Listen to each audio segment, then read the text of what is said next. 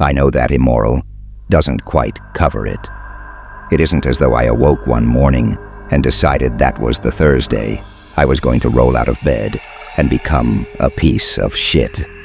I didn't pull on last year's trainers and make a pact with myself that my bank balance would triple because I was going to become a ghost hunting scam artist, greasing my endless lies with snake oil. But it doesn't matter, not really. Karma came for me in a big way, and it was deserved. We gained a bit of a niche following online, nothing to write home about, but we made our money from donations and, of course, the cold hard cash from the people we sucked the life out of. I won't bore with fine details, but we ghost busted 19 homes before we reached the Whistlebees. With each home, we bought more equipment to really add credence to the whole Wraith Wrangler thing. We turned creaky floorboards into demons, water tank leaks into internet views. It was fun, until it wasn't. I'd never met a family quite like them. The others, they were young couples afraid of whistling wind, old singles desperate for validation that their home wasn't heavy with the weight of vengeful spirits. It was easy, muscle memory. But the Whistlebees, God, they were terrified. Young parents and 2 children with their family dog, cowering in the corner when we set up for our bullshit interview. The daughter was so pale, she seemed to sink into the walls behind her, face gaunt and eyes haunted. It was her we latched onto as we probed, stifling excited smirks with our palms. "He never leaves," she whispered, staring through us as if we weren't really there. If her eyes glimmered once, they certainly didn't now, lost and soulless, as she gazed into the abyss. It was Adam who managed to coax the words from her lips, voice soft as he gently probed. "Who is he? We have plenty of equipment here to find him in whatever corner he's hiding. We just need to know as much as you can tell us." A wry smile made its way onto her lips as she finally looked at Adam, voice low and deliberate. "You don't need to find him. You'll know where he is, I promise. He walks on the ceiling and crawls down the walls. He'll find you." The young girl's mum spoke suddenly, eyes full of tears. She didn't used to speak this way. She breathed, gaze darting around the room. "She's so tired, so tired. She doesn't sleep anymore. It doesn't let her." Jonah stood up then, grinning as he clutched his camera for dear life.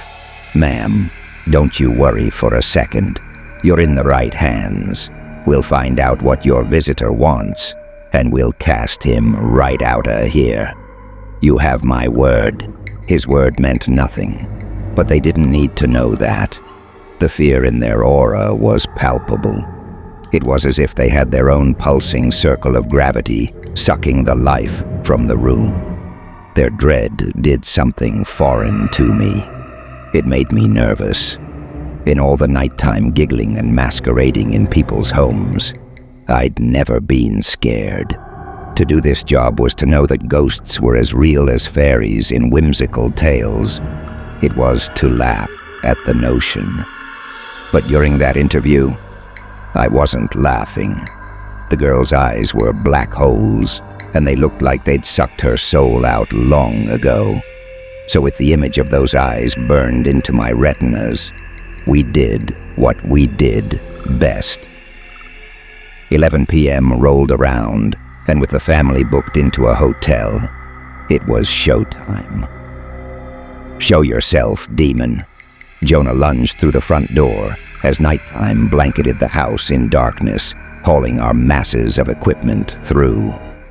We didn't need any of it, obviously, but it made people feel as though we were legitimately expelling ghosts from their homes with the flick of a battered crucifix. Adam rolled his eyes, glancing down at the EMF reader in his hand. "Bro, come on. Did you see how scared that girl was? I feel a little bad. Shit, She was creepy.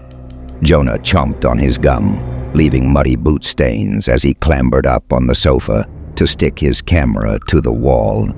He walks on the ceiling. Dude must have the mother of all headaches. I stayed quiet, chewing my lip as I set up our audio equipment and eyed the tired-looking lump of plastic. The older it looks, the more authentic it appears, Jonah had assured me. And sure, I supposed it did look like it belonged in a 1998 horror game.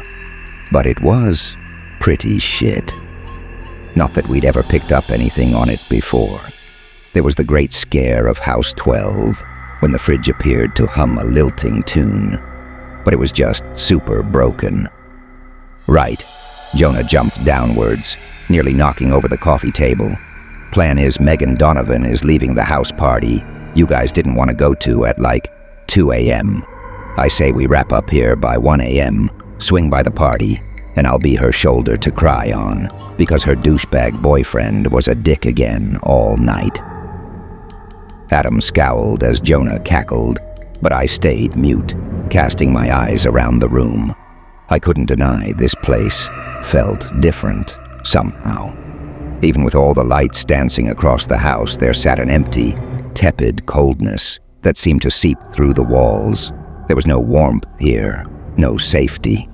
Loving family photos littered the room, but somehow it felt barren. Wrong. I'm down to do this quickly, at least, Adam muttered, eyes darting around nervously. You guys feel that? Place feels haunted. I finished for him, rolling my eyes at Jonah's guffaws. All right, if you're both gonna be pussies, I'll get started. He stared ominously into our main camera, placed across the room, red light blinking towards the sofa we were sitting on. It's time, everyone. As always, first, we'll try to contact the ghost and see if we pick up anything on the microphone or the EMF. Clearing his throat, Adam stole a glance at me. Okay. We're here in your domain, Ghost. He tried to project, but I heard the slight crack in his voice. We're here to find out what you want, why you haunt this family. We're here to set you free. I counted down from 6, bulging my eyes as I shrieked, throwing myself backwards. No way, I bellowed, pointing off camera. There's no way. And we did the usual scramble, all of us claiming we saw a photo frame go flying, switching to shaky hand cam footage as Jonah retrieved it from the floor we laid it on earlier. It was rehearsed, but something just felt different. It's hard to describe, but I couldn't shake the feeling a pair of eyes were locked onto me, a horrid gaze burning into my back. The feeling amplified as we pulled out the trusty Ouija board only moments later, laying it on the table and pushing it into frame. I scratched at my arms nervously, trying not to stare at the shadows that seemed to be consuming the room. All right, Jonah muttered, placing his finger on the planchette. I ask its name. We give it something creepy like Maurice. I'll move it. You guys just stay still. Feel free to run the show on this one, I offered, goosebumps erupting over my skin. Had it gotten colder in here? Adam certainly thought so, as he hugged his hoodie tighter, shaking something off as he placed his finger on the planchette with us. The dread was otherworldly, beginning to creep across my skin and begging me to stop. Spirit, Jonah demanded, dramatically eyeing each corner of the room. Make yourself known to us. Show us. Communicate with us. I want to ask, what name gives you your power? What is your name, Ghost? He waited a fairly believable amount of time before the planchette slowly began to move towards M. But I knew my heart wasn't in my lackluster reaction. Jonah would yell at me later, claiming I ruined the entire Ouija shot. But I swore I could see something in my peripheral, just out of view, staring at me. I didn't turn my head, didn't dare. Instead, I gritted my teeth and focused on the board, letting my jaw drop dramatically. M-A-U-R-I. And just like that, the planchette halted, painfully, almost. Jonah scowled, head snapping to us. Really? Dude, I was nearly finished.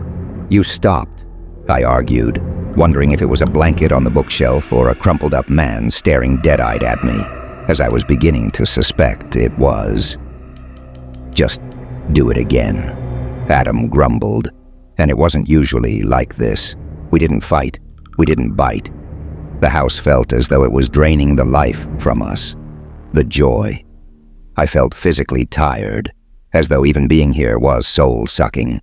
But, as I told myself, ghosts were not real. We were not real. We were opportunistic bastards, and we were leaving at 1 a.m. The planchette moved to M with ease again, and we forced our shock, but with less enthusiasm this time. It seemed even Jonah was struggling now, eyebrows knitted together tensely. M-A-U-R-I-C. And it stopped again, but this time it jerked to the left, causing a gasp to leave Adam's lips. Jonah, for fuck. What is your problem? Jonah cried, looking between us as though we were crazy. Ever since we got in here, you've been acting like a couple of little girls. I swear to God, if Megan... But his words died on his lips. Because, as we all scowled at one another, the planchette yanked our waiting fingers in the opposite direction, landing on a letter. B. Adam, for Christ. The planchette scraped horribly against the Ouija board, and I couldn't tear my eyes away. Sitting between the chaos of my friends arguing, as each blamed the other, neither paying enough attention to the board. I swallowed, trying to watch for a twitch of the muscles in their fingers, some indication of which one was fucking with us. E. But there was none. Their fingers were light, barely grazing the object, jerking clumsily around the board. Adam met my eyes, trepidation lining his features. Listen, I just want to get this shit done and get out of here. If this is you, hell, it isn't, I returned, voice lost in the sound of Jonah growling and wrenching up the planchette, launching it across the room till it hit the wall with a sickening crack.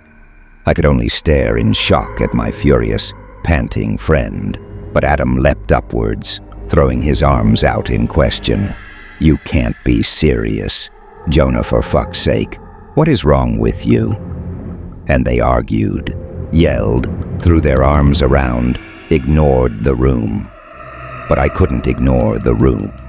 I hadn't been able to ignore it from the second we'd stepped in here, the atmosphere wrapping around my throat from the very first second we'd dared. And they weren't seeing it, but I was. The blanket in the corner of the room hanging limply from the figure underneath it. Tall, impossibly tall, shrouded in shadow, and with the fabric sagging off it horribly. Shut up, I whispered to the boys next to me. But they didn't stop. They didn't stop as the blanket began to drag closer towards us, the sound of toenails scraping on the floor, echoing louder than even my friends. I could see the silhouette underneath it, the darkness that followed, the cold. But they didn't notice, not until a screech sounded, sending our eyes all in the direction of the bleeping monstrosity. Fuck, Adam cried, shaking his head at the EMF detector, which was flashing a bloody red color, and wailing to attention.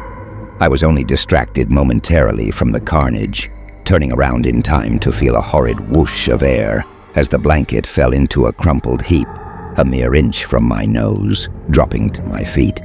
The air was sucked from my lungs as I tumbled backwards, collapsing on the sofa and gasping instead of forming words. Adam looked upon me with concern, but Jonah was done. Nah, he growled, wincing at the wail of the EMF machine. Listen, I'm not doing this all over again. Come here, let's do something with this godforsaken thing. Grab it, wave it around, just fucking get up. My eyes were still darting around the room and only pulled from their trance as a buzzing fly landed on my hand. narrowly avoiding death with the flick of my shaking finger. It woke me up, my voice sounding more strained than I would have liked. "Are you hearing that? It's detecting something, Jonah. I swear to God I saw. Faulty microwave, shitty electrics, I don't know." His voice raised threateningly. "Seriously, stop.